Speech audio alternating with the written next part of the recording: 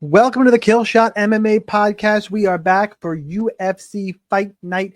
Gilbert Burns versus Michael Morales. I'm Sniper. With me, as always, is Monk. We're going to break down all 12 fights on this card, even though as of recording this Tuesday night, we only have salaries for 11 fights, unless they added one in the last couple hours, but I don't think so. Last time I looked, one down. Still, we're going to break down all fights. We can probably guess about what that salary is going to be. Coming off another hot week in terms of the kill shots, Daniel Santos. I tried to tell you guys. Now, never mind that I think we missed the main and co-main, but if I've learned anything from years and years of touting, I'm not supposed to mention those. I just victory lap the shit out of my wins. Overall, though, still on a pretty good run. Having some fun. Monk, how was your week last week? Not too bad. Urslan did not finish or didn't get it done, so that kill shot was not good. But I tried to tell you guys. I don't even want to talk about the hobby. Let's go. But no, I don't think he made the optimal lineup either. But I did get a win. Somehow I picked 7 fights correctly. We were on a brutal run last week. I think Gino and I were the only ones over like 6 or something. It was brutal. But yeah, didn't do too bad in the Iron Man. And Bilal didn't go my way, but everything else in the main event or the main card kind of did. So I'm liking that. I would have had a winning week when I included bets because I had a nice size bet on Willie Cat, which I try to tell everybody. And I would have, I think, made up a couple other good bets, and where I think I didn't sweep my actual bets because of that Iwan Kutalaba decision. I think that cost me the betting sweep. It's like, what are we doing? And MAB getting it done in like a minute. He's already booked again against Shara Bullet. The dent in Bruno Ferreira's head was brutal. That was bad. Yeah, that was bad. Like, my daughter's like picking up MMA a little bit, and she'll watch a couple fights, and then she gets bored, but she can do like handle fight or two at a time. And I saw that, and I was like, I'm glad she wasn't watching that one. That might have been a bit much. That might have been too much.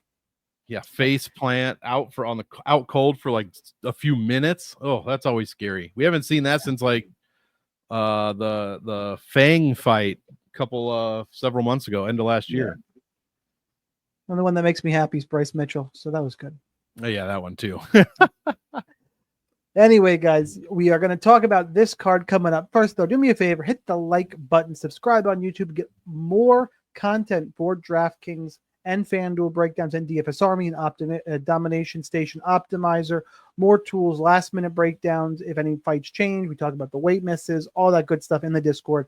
Sign up down below. Make sure you get in and check that out. Now that we've got that business taken care of, let's head on over to the fight card here. 12 fights here, 5 fight main card, 7 fights on the prelims. Monk, as always, the most important question of the day, top or bottom? We got to start with the bottom. Pennington, Pinheiro. We have to. Got to do it. Yeah, I agree with you. There are some good GPP fights on this card. There's tons of finishes, but there's also a fair amount of fights that I want none of. I might have to end up with a pretty tight core this weekend just because there's some fighters if they beat me, they fucking beat me. And that's the end of it. Well, let's talk about Luana Pinheiro and Tisha Torres, or Pennington, excuse me. Tisha Pennington's a minus 350 favorite. The comeback on Pinheiro is plus 275. Your fight goes to decision prop is minus 400. So going to see 3 rounds of action here, as you would expect in pretty much any Tisha Pennington fight.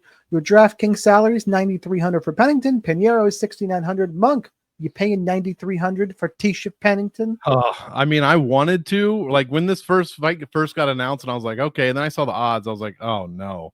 Because I just imagined, in my head, Tisha Pennington is going to win a decision. She's only not been to a decision twice in her entire career, 21 fights. Pinheiro does have a decent takedown offense and control offense, but really it's only in the first round. It drops off by 80% in the second and then another 30% in the third round. So she's pretty front loaded as far as overall scoring goes. She has won, she wins round ones. But Tisha Pennington, pretty durable for the most part, as we just said, goes to decision a lot. She lands 5 strikes a minute in 2 of the 3 rounds. Almost a minute of control time. Nothing crazy, though. There's nothing jumping off the page. And as far as DraftKings scoring goes, neither women scores very well. Pennington is 85 points on average, and Pinheiro is 90. They've each had, anomalies where they've scored a shitload of points.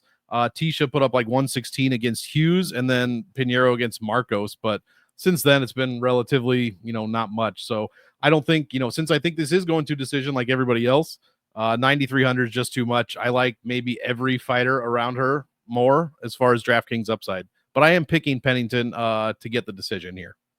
Yeah, on my sheet, I have Pennington as the pick here. 4-star confidence. Because she is getting old, at some point the wheels might fall off. Pinheiro's fine at 6,900 because even on a front-loaded card or on a chalky card, her 3 rounds of action could be enough for an optimal. She's live for a win here. I think she's actually more live than, I mean, the odds indicated too, but then like Elise Reed, like I'd much rather prefer Pinheiro. So she's got the ups there, and at least one other fighter. She's super cheap. I still got to pick Pennington because she's better everywhere from what I can tell, what we can all tell.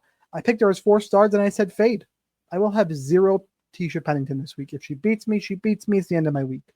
I'll mix in a little Pinheiro because three rounds, she's live. Judges are fucking crazy, as we have seen. So Pennington should win, but the only DK interest is in Pinheiro. Twice this week, I picked a fighter, and I'm going to tell you to fade them. Twice. Bolato, I didn't even put on my sheet, if you remember, we rank everybody all GPP, a lot of times it's GPP/fade. Like have a tiny bit if you want, or if you're playing 20 or less, fade them. This I just flat out wrote fade. No Tisha Pennington for me. None. All right, let's move on. Let's talk Carlos Hernandez and Hyun Sung Park. Park is a -175 favorite. Hernandez is +150. Your fight goes to decision is -225. DraftKings salaries for this one. Park is 8,500. Hernandez is 7,700. I think there's a little bit of value both on Park and the ends inside the distance line because I don't think Carlos Hernandez is very good. I think he plays a submission game. I just don't think he's very good. I am really high on Park on this fight. I think he's got the wrestling to keep the fight on the feet should he want it there, and the power to finish Hernandez. Or these guys with decent wrestling, if you just don't get submitted to the guy against Hernandez, you're going to stay on top of him and beat the shit out of him anyway. I think Park's got multiple paths. I think Hyun Sung Park is actually pretty good in terms of prospects here.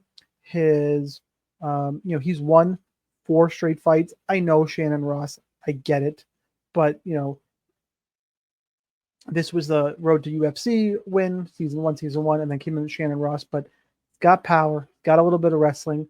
I've been proven wrong. I was kind of down on some of these road to UFC fighters. They're performing better than I thought. And if you're going to finish the wiki capping over in Carlos Hernandez, like he took down Tumen Dembarel 4 times, split decision win. He can get taken down. He plays the game. Tatsuro Taira knocked him out. Look, I just think all around Hyun Sung Park is just better. And I think there's upside here. I think he's being a little bit undervalued in terms of DK upside. And on the line, Monk, how about for you? Excuse me. Yeah, I'm going to agree pretty much with everything you said. I just can't trust Carlos Hernandez. Yeah, he's fought the much better competition, Tsuruya Taira and Alan Nascimento. But what did he do against those guys? Nothing. Yeah, he's getting worked over. So, the other guys you mentioned, Tumen Dembarel, Dennis Bondar, Altamirano Beres, I think Hyun Sung Park is better than probably all those guys. And I think it is a little bit of a step up, not to the Tatsuro Taira level by any means, but possibly the Nascimento level. So anytime that happens, Hernandez just does not look good. He has next to no volume outside of that Bondar fight. In fact, a couple of fights, he's 1 strike per minute overall. Park, what are you going to say? It's the road to contender or road to the UFC. 1 fight against Sunguk Choi and then Shannon Ross. So we don't really know much about him. He hasn't faced any decent competition whatsoever. I think I wrote that Shannon Ross is probably the most hittable fighter we've ever seen since Ronda freaking Rousey. So that really doesn't tell us much.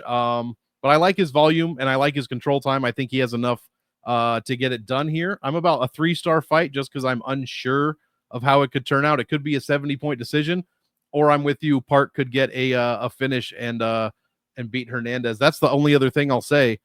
Tyra and Nascimento both went over 100 points in their wins against Hernandez. Saruya didn't, but not too much happened in that fight other than Saruya just controlling. So Hernandez gives up a lot of points, and Park can score them for sure. So I agree with you. And it won't take a lot to get over the field there. It really won't. Yeah. All right, let's talk Denise Gomes and Elise Reed. Gomes the favorite at minus 550. Come back on Reed about plus 400. Your DraftKings, sorry, you should say your fight goes to decision prop is about minus 160. And if you're looking over on DraftKings, Denise Gomes is expensive as fuck. 9,500. Elise Reed is 6,700. Two of the first three fights are the two what I alluded to earlier. I'm going to pick Denise Gomes. I think she's better everywhere. I will not play any of her. I'd rather play Morales, Bolato, Pennington's cheaper, so I'd even rather go there. But Ruseboy, Costa, like there's just I don't know how I get to this price on Denise Gomes. I just don't. Elise Reed is one of those two. She's weird in that, she does never slow down. I guess she's live. I think Gomes is going to win. It's similar to the last fight. I'm a little more confident in Gomes than I am Pennington, mostly because of age, but I know what Reed is. She's okay, and that's really about it. It's a weird fight in that if you want to punt with Reed or what's her nuts? I already forgot her fucking name because who cares about that fight? But Pinheiro, either one. Pinheiro in cash games, I'm fine with either one. You want to mix in a little bit in GPPs, like under 10%. I'm fine with that too, and I don't want none of the favorite. It's kind of mirror image fights in fights where I think the favorite's going to win. Monk, how about for you? I agree with the pick for Gomes, but I disagree that she's unplayable. I like her at 95. I'm not sure how much I can get to her, but I am going to try. I actually think she's good in all formats, and it's because Elise Reed, while all of her defensive numbers look okay for the most part, not her takedown or control, but everything else looks okay. She's beating 41-year-old Jessica Penne, Jin Yu Frey, Melissa Martinez, and Corey McKenna. I think, is McKenna the only one that's in the UFC anymore? I believe so. And listen to these scores, guys, when she freaking loses. She gave up, 128 to Lupi Godinez finish. She gave up 88 to Lukbunmi, who got her first finish in the UFC, by the way. Sam Hughes scored 121 points on her, and Jara Eubanks noted fights. Elise Reed is just giving up points like it's nobody's business. 3 of those 4 opponents went to the optimal lineup. Denise Gomes has made it in 2 of her 4 wins, and she actually scores pretty well. She scored 132 once, and 72 is her low. So her average is, high 90s. And she's beating okay names: Brazil, Uregi, Moira, Kovacevic. I don't think Elise Reed is anywhere like a world beater above any of those names I just mentioned. So yeah, I like Gomes here. I don't know how much I'm going to be able to get to her, but I'm a little bit higher on her than you for sure. And I'd rather play Pinheiro than Reed, to be honest, because Reed just she scores terribly. But the problem with that is I think Pinheiro is going to be a somewhat high-owned dog this week. Everybody's going to be pivoting to her, trying to get her so they can get to the upper echelon fighters. But yeah, I just don't see it for Reed here. So give me Gomes, and I don't mind playing her in any format.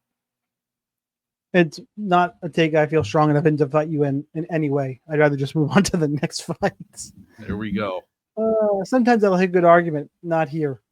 Especially because I know what's on deck. It's Luana Santos and Tainara Lisboa. Although I probably have the strongest take on this fight. For sure, actually. Santos is minus 160. Lisboa is plus 140. Fight goes to decision is minus 250. Another women's MMA fight where we should see the judges. DraftKings salaries, at least it's a reasonable fight here, as you would anticipate with the line here. Santos is 8,400. Lisboa is 7,800. Monk, who you got?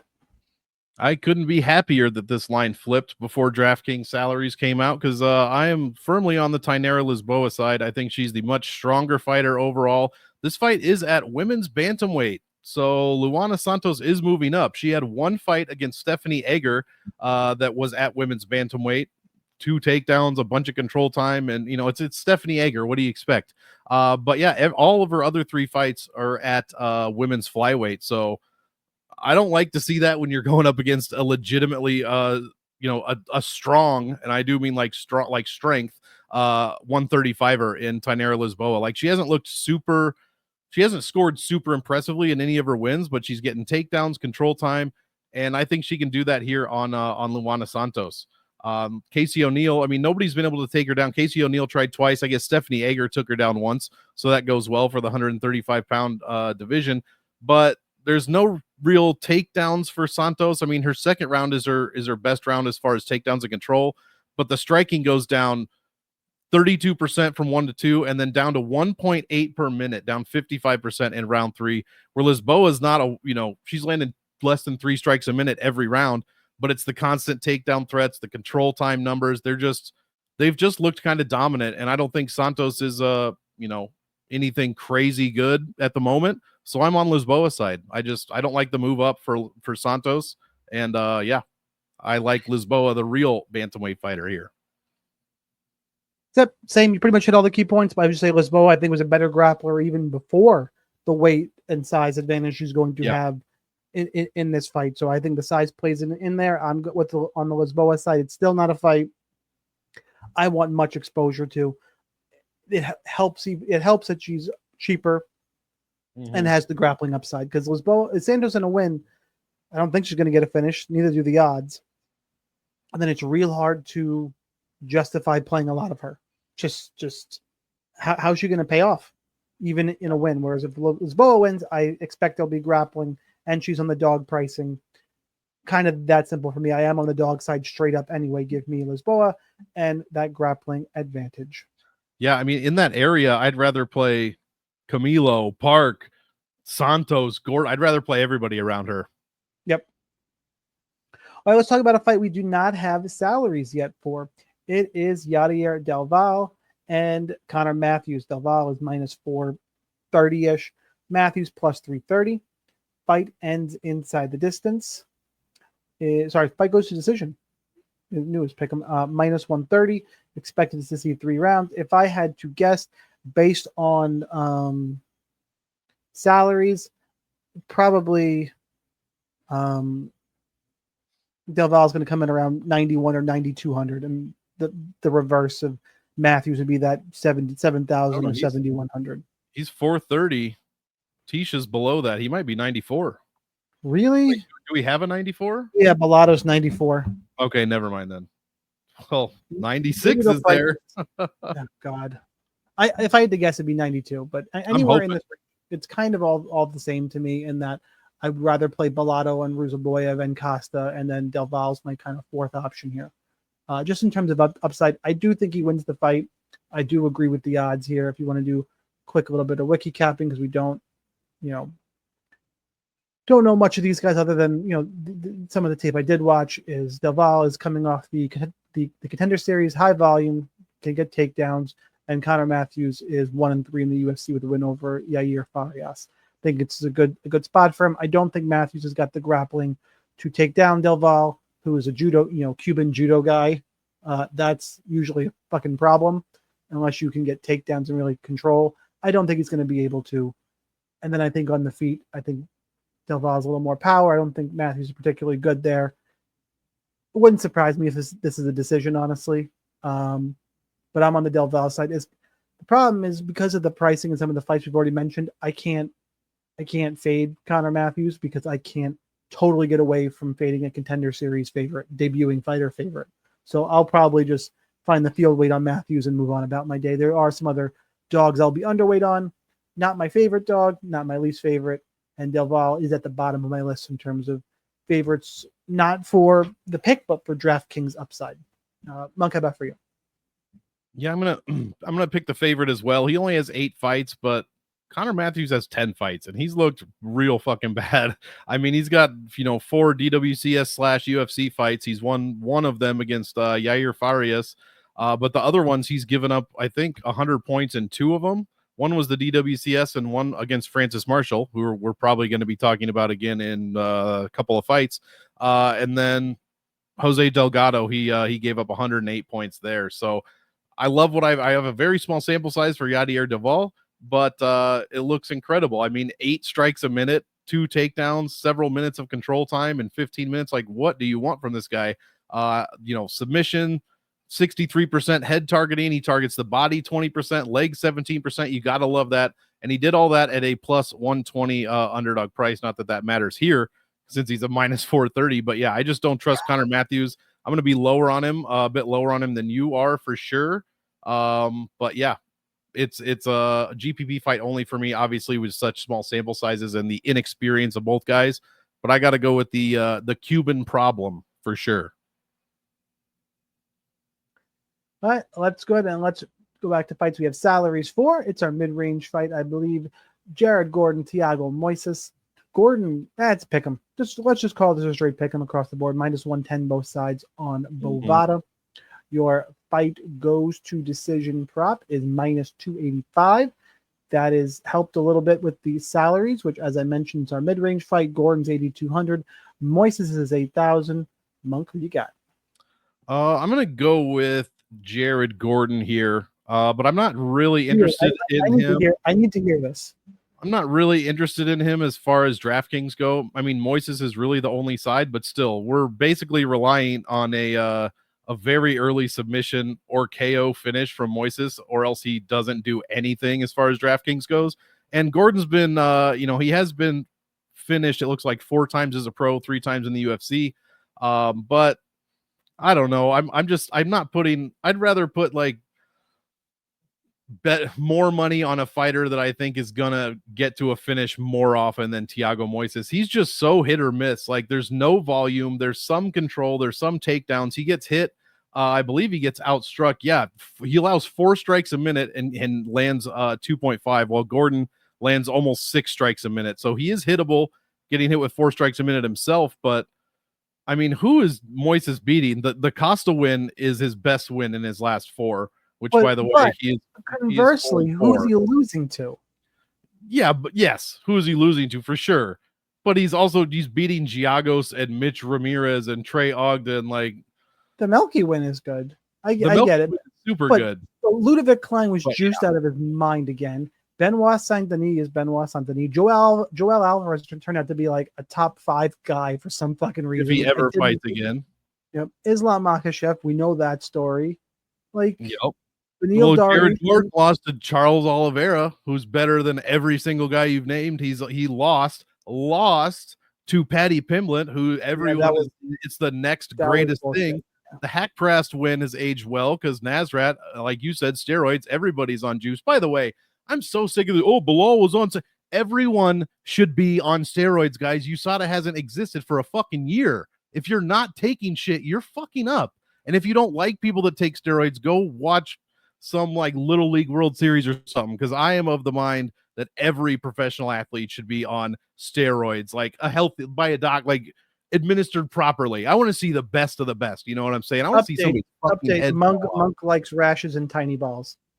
Yeah, I mean, that's not the steroids these days. You're like, that's back in like the after school specials days. This is like way different.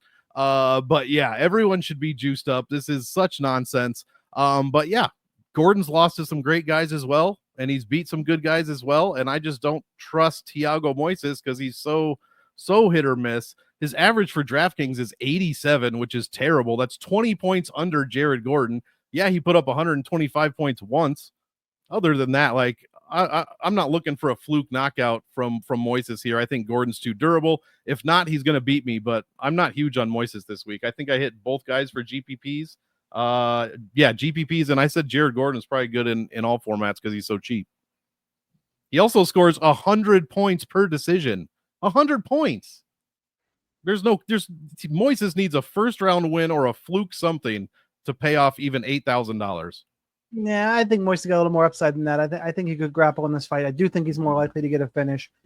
I think Moises, the quality competition, he's done what you expect him to do. On paper, I think he's a little bit better than Jared Gordon. I always question Gordon's had some weird things in terms of motivation. You're right, Moises is a little hit or miss. I'm not a super confident take on this fight, but to me, I find it hard not to be able to lean towards the Thiago Moises side, both for upside and just in terms of a fight pick. I think he's the one with more upside in his career, more explosive, can probably grapple more. It's Gordon can make it dirty dogfight. Maybe Moises fades late, but that's probably how his path to victory. I would prefer Moises in pretty much all formats. Again, it's funny. The mid-range is not a super competent place this week. The mid-range 4 fights. And I like Park a bunch, but even that fight is like middle of the road, a little more on DraftKings. Usually the mid-range, you want to have tons of high exposure fights. We don't. We got this one. We got Santos Lisboa, Park Hernandez, and then Yousef Santos, Myron Santos we'll talk about in a little bit. I have a decently strong take on that fight. Otherwise, it's not one to have a lot of exposure to. So the mid-range is kind of a stars and scrubs type construction this week. Yeah, that's why I'm so high on, at least not so high, but relatively high on 2 of these women's fights. Like, no, everyone still thinks the women's fights are boring or they don't score, and those people are just wrong. It's like the people that said Bilal can't strike or he can't last for 20. It's like those people are just wrong. They're just saying stuff. Just ignore it and look at the numbers. Fuck Bilal Muhammad. I mean, that was one of the best fights of the entire year. I think he severely underperformed as champion, and I can't be happier about it. You just want to be contrarian. Oh, you wouldn't be happy about it either way. Let's be honest. As long as Bilal lost, I'm super happy. There you go. And to be fair, I picked him. I still picked him. I was wrong. I didn't think he'd go full dumb and not really commit to the grappling until he was getting focusing on the wrong things. It's like he didn't do enough takedowns. Oh, he did. He landed 9 takedowns. It's not the takedowns. It's the pacing of the fight. He went completely away from his pacing in the first 2 rounds, and it cost him. He didn't mix in enough committed takedowns till late. No, when he was tired, and then it was he shot 3 in the second. All right. Have you seen him, what he usually looks like when he shoots a takedown? That's not what that looked like. Those were not committed good takedowns. And maybe it was JDM's movement, but still. All right, regardless. Yeah, nothing away from JDM. That was a great fight. We got to talk about, and by the way, Basel Hafez next in line for a title shot. Anybody? Absolutely. The winner of Islam JDM gets Basel Hafez. No, only there's JDM. All right. Mateus Camilo, Gabe Green. Camilo's minus 230. Green is plus 195. Fight, I believe this one should be ends inside the distance. It is at minus 170 right there. And your DraftKings salaries, Camilo is 8,600. Green is 7,600. Look, I'm on the Camilo side, and it's just because Gabe Green, I know the quality competition is much better. And I'm not super confident in Camilo, but Gabe Green is 1-2 in his last 3 fights. He's been knocked down in 3 straight fights. He just does not look good to me. The eye test is really poor for Gabe Green. And Camilo is not a world beater on the regional scene. He looks fine. He's got a bunch of finishes. His last 2 fights have been decision. He's relatively capable. It's more of a fade on Gabe Green at this point. I know, I was talking to Geek about this fight earlier, and he said Green's a scrapper. Like, he's a scrapper whose chin is looking questionable. That's a fucking problem. I mean, I won't call him Darren Elkins, but a scrapper whose chin is going is an issue. And Camilo's a young guy. I have to lean towards Camilo. It is not a strong take. The stronger take is this is a top 3 to 4 fight on DraftKings for GPP exposure. You made big eyes, but which fight? Actually, I can go. It's top 4 fight. I did that inadvertently. Yeah, it is a top 4 fight. I'd rather play Bolato Craig, Ruseboy of Staltzfus, Melky or Rosa, and then this fight. So it's the top 4 in terms of exposure. I'll be high on. I get over on both guys here, but I do prefer Camilo for the pick because the Gabe Green fall off is concerning to me. Who you got? Yeah, very concerning. We just talked about guys that have lost to good guys. Gabe Green has one of the best strength of schedules, probably at the weight class. Lost to D-Rod, lost to Gary, lost to Battle, which, it is what it is. He lost to Battle in 14 seconds. That's ridiculous. That's too quick for anyone. Yeah, that's insane. I don't have, like you said, don't have any stats for Camilo. Has a few finishes, just as many, looks like 4 KOs, 2 pro subs. He's been subbed twice. Gabe Green does have subs on his record, but this dude hasn't fought in 2 years. 2 years, almost to the day. He lands tons of strikes per minute, and really that's kind of about it. He have little takedowns, control time sprinkled in there, but like you said, He's looked so bad. I mean, Ian Gary for 15 minutes. He doesn't finish too many people, but outstruck him almost 8 strikes a minute on Gabe Green. He landed a takedown, had some control time. Even Johan Linace, I mean, he looked decent in that fight, but he actually did not look decent. He got knocked down, got taken down twice, and out controlled, and then landed the KO. So that gives credence to what Geek said about being a scrapper. But I mean, I guess you got to play both sides in GPPs, which I will, but I'll be higher on the Camilo side. It's thanks to the card. You can get away with playing both sides because there's enough days. He's landing tons of strikes per minute, but like against Rodriguez, 8.5, but he got hit with 11.6. So every time he does a lot, his opponents are just doing more, and he's been knocked down 3 times in a row, like you said. It's just too many red flags, man. I don't have any stats for Camilo, so I'm not going crazy on this one, but I am picking the favorite here to win. All right, let's move on. And Gabe Green is 0-2 as an underdog, by the way. This is probably one of my favorite. This is probably my favorite fight on the card, honestly. In terms of should be fun. I might agree. Rosa, Melky Costa. Costa's minus 180. Come back on a Rosa about plus 160. Fight ends inside the distance, minus 170. Your DraftKings salaries here. Melky's 8,700. Rosa's 7,500. Monk, you get it first. Man, if you watched when you should have that Costa and C-Rod fight, what a fight. And I loved seeing this matchup right off the bat. 8,700 is a fantastic price. I like Costa in all formats. Erosa is good for GPPs because he could darce anyone at any time. We've seen it 1,000 times. And yeah, he's got 14 submission wins, this dude, on his record. Just insane. He has 12 KO wins and he only has 31 pro wins. So yeah, that's a shitload of finishes. His offensive numbers, surprisingly, I mean, I didn't expect, I knew they were good, but they are extremely good in every single major category. It's kind of mind-blowing, except reversal offense, and his reversal defense is not good. Now, I never bring up reversals, but Costa reversed C-Rod 3 times in that grappling extravaganza that we saw. There was over 11, almost 12 minutes of control time between the two of them. It was just fantastic, and they still landed well over 4 strikes a minute. I cannot wait to see what Costa is going to do here. I think he's getting better and better and better every single fight. And I mean, Shylon, Andre Fili, and then C-Rod, we're moving up, up, and up.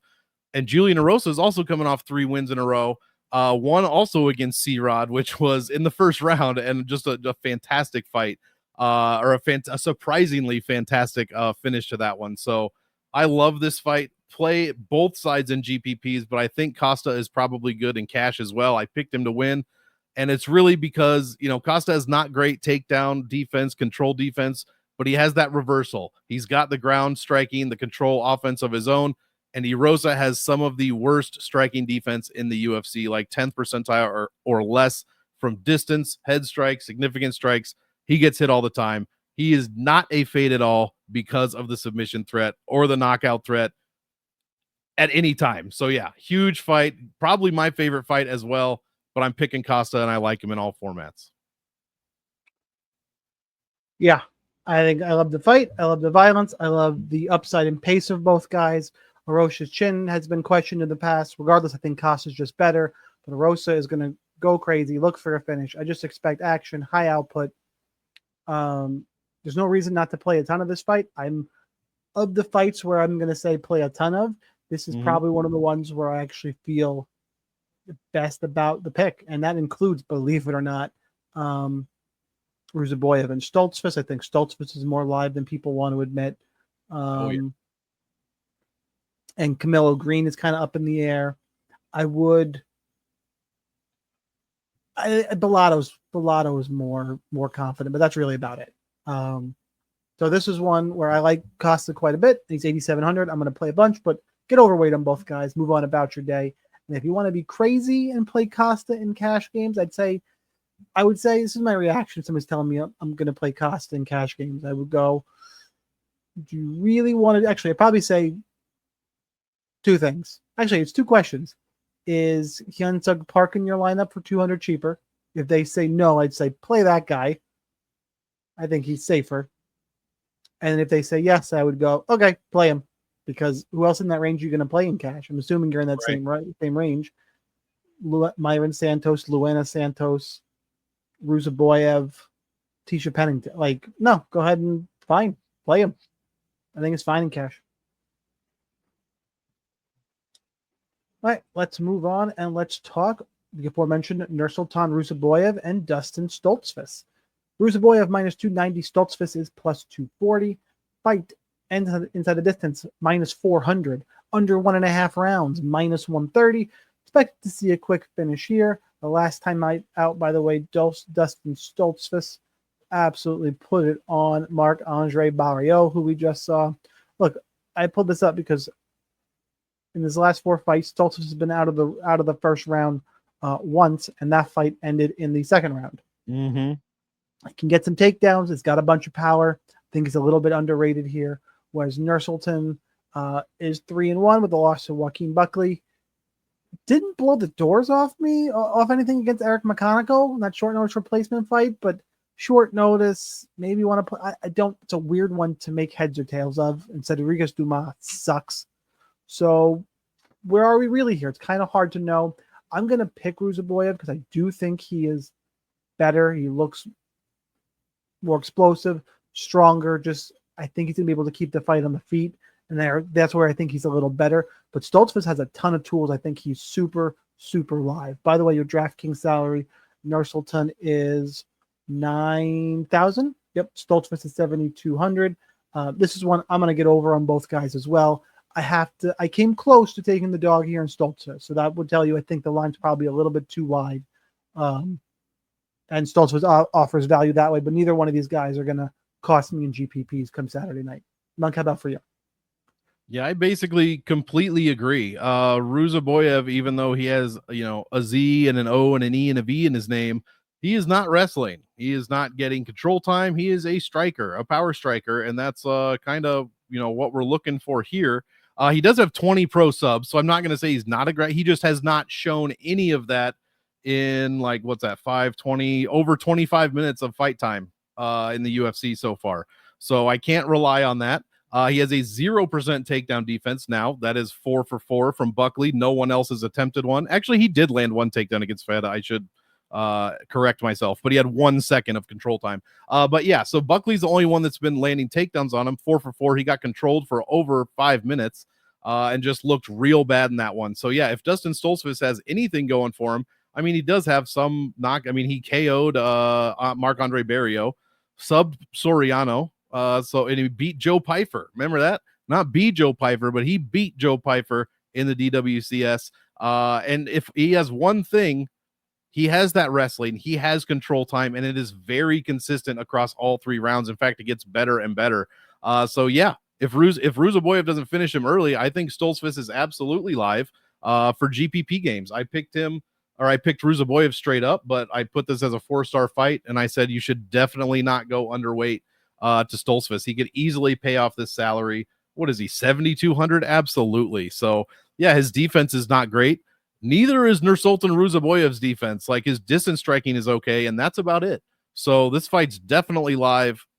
If Ruseboyev doesn't finish him early, he could be in trouble if he starts getting taken down. So yeah, I love this for GPPs, but give me Nursultan for the win. Let's move on as we talk about Sadiq Yousef and Myron Santos. Santos is about a minus 135 favorite. The comeback on Yousef is plus 115. Fight goes to decision is minus 225. DraftKings salaries here. Myron Santos is 8,300. Sadiq Yousef is 7,900. Monk, I know you're first for this one, but you're going to get to go first in the next 2 fights because I have to jump in on this one because I don't understand this line. Can somebody please explain to me why Sadiq Yousef is a dog? And he opened up at about this number. I don't get it. Let's even dislike wiki capping. Let's just do it real quick because the film to me backs it up. Myron Santos beat Khan Offley, who is awful. We have made all the jokes. He is terrible. Then he went to split decision against Francis Marshall, who's all right, right? Marshall's all right. I think so. Split. Sadiq Yousef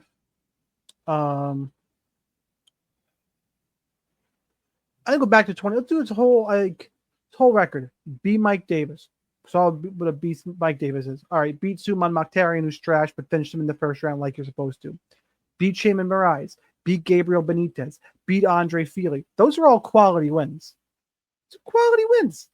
Shaman Moraes in 2019. All right, that one's a little bit suspect. Mowgli's good. Fili's good. His losses. Arnold Allen. I'm going to skip around. He lost to Arnold Allen, Edson Barbosa, Diego Lopez. Legend, just fought for a title. And then he beat Caceres and Don Chaney. Chaney's he finished in the first round. That's his resume. That guy with that resume, that power, that skill, that quickness is a underdog to someone who just went to split decision against Francis Marshall. Just in terms of wiki capping, that ain't right. And then I watched the tape and I go, I don't see anything different. Myron Santos is okay, but Yousef, do we all forget how good Sadiq Yousef is because he's lost 2 straight fights? Is that what happened? That's all I can think of. I like Sadiq Yousef quite a bit. Luckily, the lines in this fight indicate it's not a heavy exposure DK fight, but because Yousef is a dog on this card, I'm going to be overweight to Sadiq Yousef. As I've laid out, I don't get the line. Feel free to explain it to me, but I'm on Super Sadiq. Monk, you got plenty of stats to work with here. I will caution if you're gonna read off Myron Santos stats, I'm gonna have a struggle because it's Khan Offley and Francis Marshall. So I'm gonna try not to have a stroke. I'll be quiet now. You're at least going to be sighing for sure. Because I did pick Santos here. I'm not very confident, but I'm also not confident in the defense of Sadiq Yousef, who's been knocked down 4 times in his last 3 losses. Yes, against good competition, sure, but he's still getting knocked down 4 times. I mean, he's knocked down twice by Lopez with 26 strikes. He got beat in a minute and a half. He got knocked down by Barbosa. I'm pretty sure he was winning that fight until like the later rounds when he completely fucking fell off. The control time went out the window. Everything went out the window except for striking there at the end, and Barbosa just proved too durable. The Sheamus win tells us nothing. Caceres win is okay. The Arnold Allen win was close, but I mean, he got knocked down, taken down twice, and controlled for over 5 minutes. His best win, I think, is probably, I mean, the best name is either Fili or Mike Davis, in my opinion. But yeah, I don't know. I don't trust Santos per se, but this could be this is a great buy low spot for both sides. Because you're getting Yousef, the guy with the experience and the wins and the good competition, at a dog price. I know it's not a terribly good dog price, but it's 7,900. And Santos, yeah, he didn't look great at all against Marshall, but if he would have smashed Marshall, this line would be like minus 200 and we would get no value on him whatsoever. So I like both sides. Great buy low spot for sure. And I just don't trust, I can't trust Santos completely, but I don't trust Sadiq Yousef's defense like at all. I mean, he's okay takedown and control defense. That's not what Myron Santos does. Other than that, at distance, 21st percentile, overall striking, 26. Decent, very good striking offense. Very, very good. We'll see who comes out on top here, but I like both sides. I'm playing both in GPPs, and yeah, I think it's a great buy low spot for either guy. I think that's in Barbosa. Fuck your numbers up, but what I mean, that's neither here nor there. All right, let's talk about co-main. Paul Craig, Rodolfo Bolato. Bolato's -5 and change, 525, 550-ish. Come back on Paul Craig around plus 375 to plus 400. Fight ends inside the distance, -600, under 1.5 rounds, -135. Another one with a heavy finish prop, your DraftKings salaries. Bolato's 9,400. Craig is 6,800. Monk, shockingly, I'm going to ask you who you got here. Well, I wanted every excuse to pick Paul Craig. I just couldn't pick him to get the win, although I think he definitely can.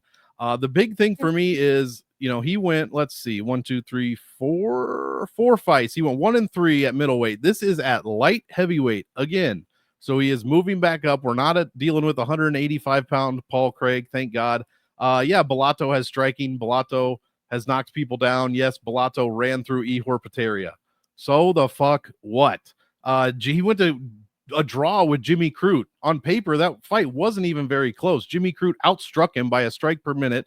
There was only one takedown from Bolato, and then Jimmy Crute out controlled him 4 minutes to 30 seconds. So yeah, that's kind of a ridiculous fight. And the only other guy, let's see, 0 for 5 that's tried takedowns on him. Oh yeah, that was it.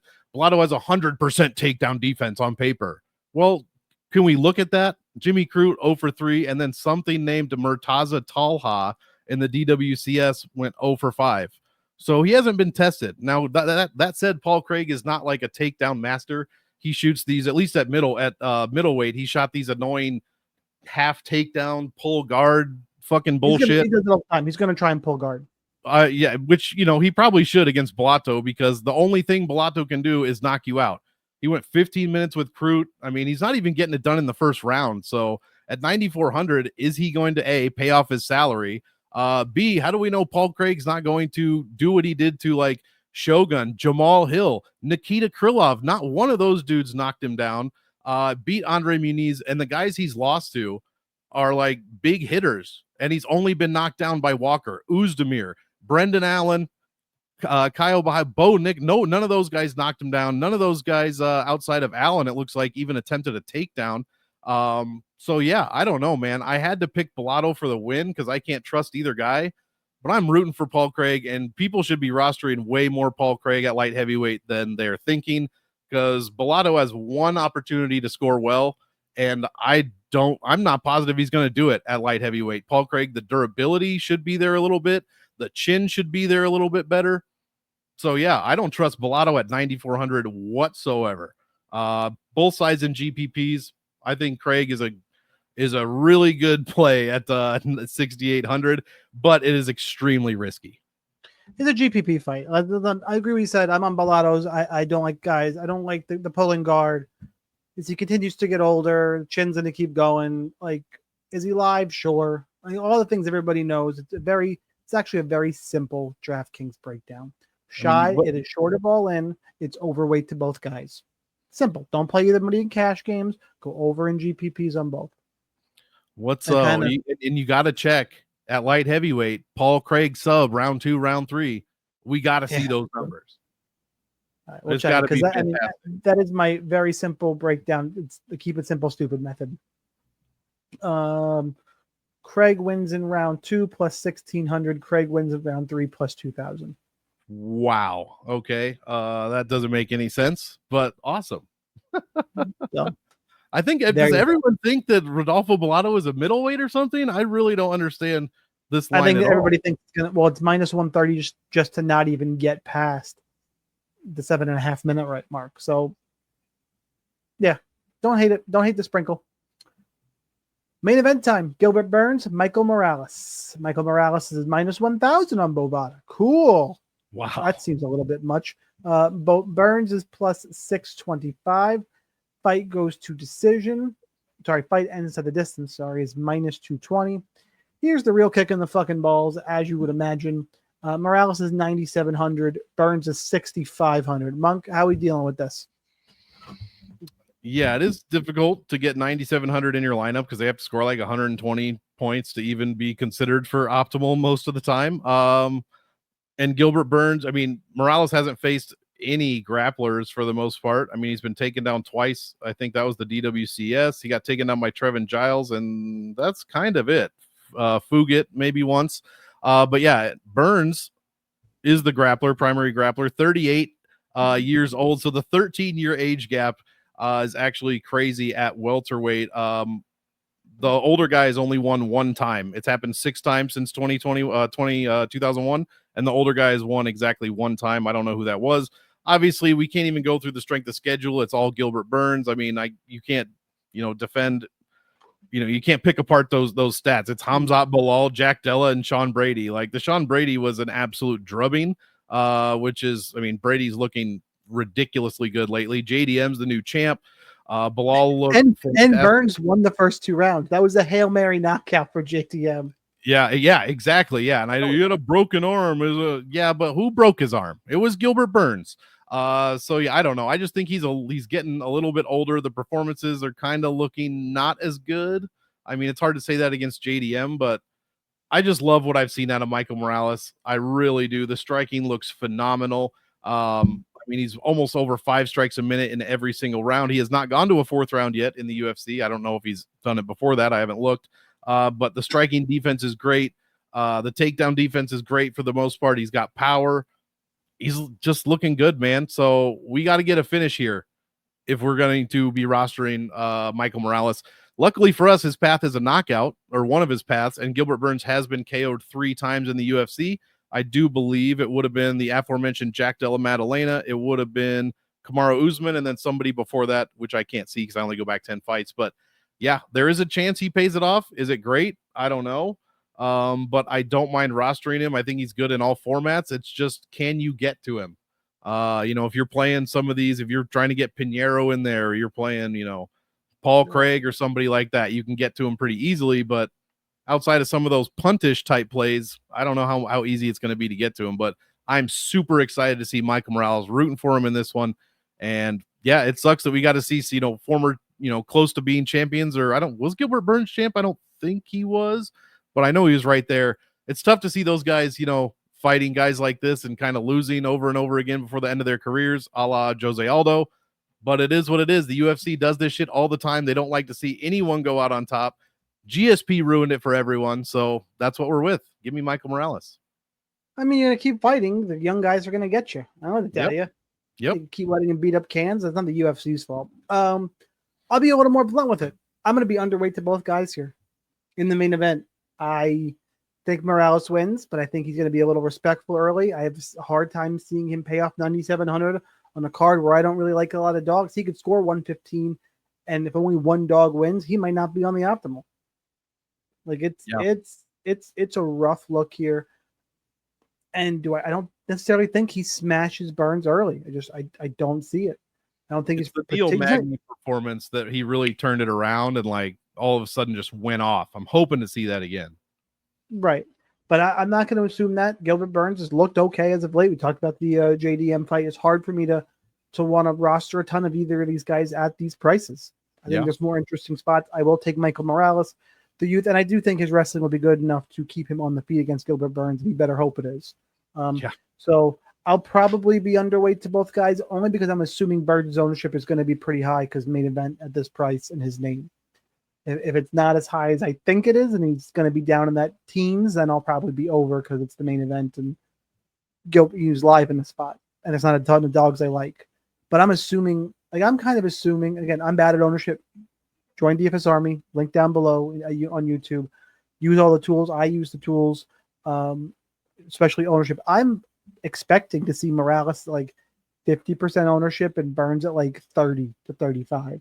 And for me, that feels like too much Burns, especially if everybody's going to play him. I don't want to be chopping.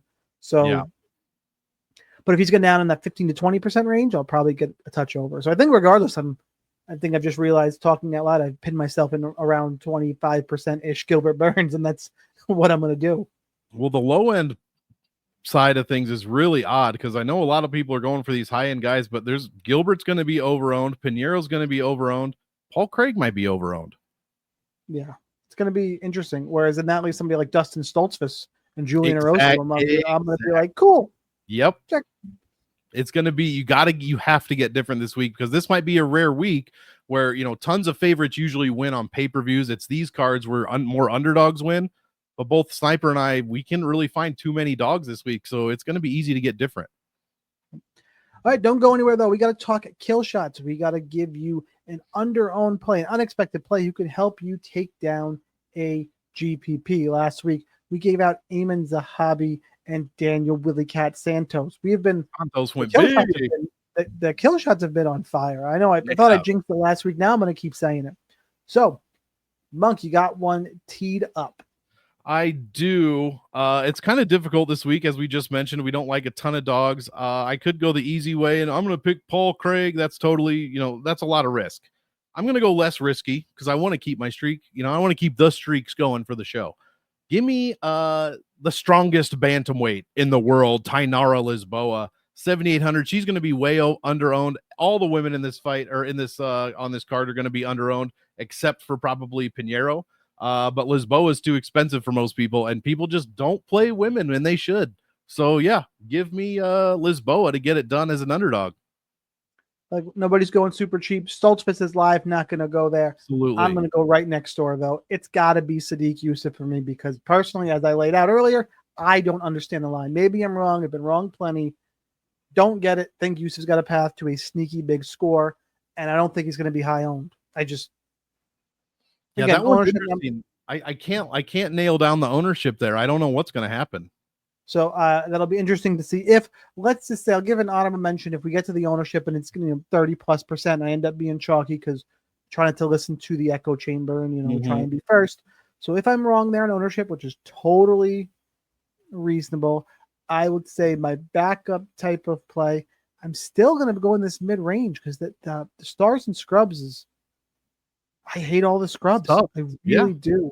So my backup play would probably be similar storyline to Sadiq Yousef. And why are people counting him out? Thiago Moises. The quality competition's just, I know Jared Gordon's a good middle where you can finally find out what Thiago Moises is. Yeah. And we kind of thought we were going to get that in the Joel Alvarez fight. And that's right. Gave us some, a roadmap on Moises. And you realize, Alvarez is way better than any of us thought. Yeah. That's fucking weird. That was everybody wild. except Pulpo too. I know Pulpo in Discord is listening right now. No, I fucking told you. It's because there could be a half a corpse, and if he's from Spain, Pulpo is fucking all about it. So, shout out to Pulpo. You knew Joel Alvarez was gonna be top 5 in this division. I don't know how, but there you go. So those are the kill shots for you guys. If you didn't already, smash the like button. We have a week off next week, I believe. Yes, we do. So yes, we do. And a ton of 317 fights just got announced. So check that out. Fuck those fights. Did you see? Yeah, international fight week. Everybody's not super thrilled about it. Like they're not. What? I mean, international fight week main event is for a vacant title, and it's Ilya and Charles Oliveira. Everyone, a few people I've seen is why didn't Armin get the shot? Armin beat Charles. Didn't he just turn down some fights or some shit? Yeah, maybe. Armin's making all the wrong moves. He should be. That's true. He's a dumbass. That's on him. And his management. And me too. I really wanted a heavyweight fight here. Oh yeah, for sure. But John Jones is too busy crying about why people are calling him a duck while he lives his best life, which is fine. Fucking retire. That is exactly what being a duck is. Yeah, fucking retire. I would have. What do you mean? I'm out here in other countries doing what I want to do, and you're telling me I don't want to fight? Yeah, because you don't want to fight. Aspinall Ngannou coming soon. Dude, Dana would never do that. A Turkey Al-Sheikh could do it, maybe. Look, I think he fucking hates. Look, definitely hates Ngannou, but yeah, if he could stick it up John Jones's ass by doing Aspinall Ngannou, where does his hatred run more? That's true. That's a real Sophie's choice for Dana White. Be great. So, guys, hit the like button. We will see you in 2 weeks. Helmets up on the DraftKings leaderboards. Follow all of us at our socials. Monk Maddox, Sniper Wins. Go check him out. Appreciate all you guys. We'll see you in 2 weeks. Good luck. We'll see you next time.